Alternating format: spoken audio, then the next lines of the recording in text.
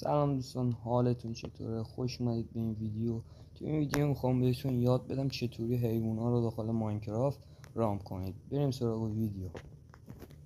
برای پرورش حیوان داخل ماینکرافت مثلا من از لاما شروع میکنم. به لاما شما باید کاه بدین و یادتون نره اول باید رامشون کنید، مثلا سوارشون کنید. حالا من این دوتا رو از قبل رام کردم، بهشون کاه میدم و الان میبینید یه بچه کردن. خب حالا برای پرورش گوسفند شما به گندم لازم دارید. این میدم و الان نگاه کنید، بله الان بچهشون قهوه‌ای شد.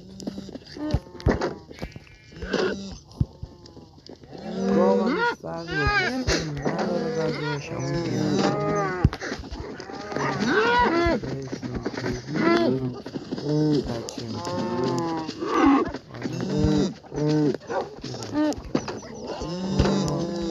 به مرغ هم باید گندم بدید، ولی از این گندم های ریز باید بدید. مثلا من به این مرغ و به این مرغ میدم.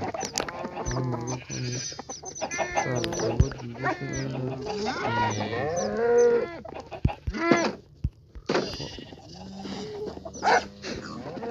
برای نگهداشتن خود و ازشون بچه بکنید شما به هویج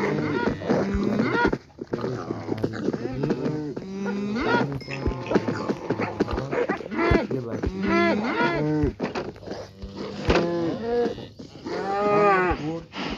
برای سالمیت از بزرگ شما هر گوشتی که باشه اشکال نداره، فقط باید بهشون گوش بدید.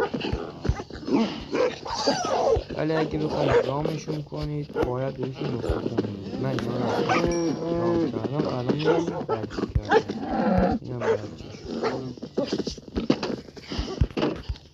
خب اینا هم جوون گاو فرقی نمیکنه براشون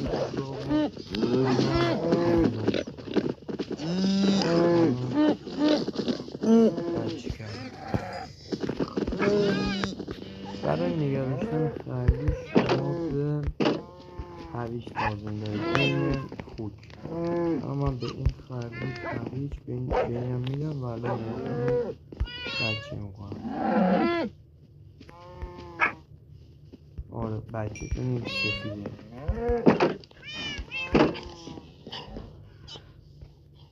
خب برای تولید مثل از گربه شما به ماهی لازم دارید که باید از داخل دریاها بگیرید. الان من به این و به این نگاه کنید، الان بچه کردم که بچهشون این کوچولوه.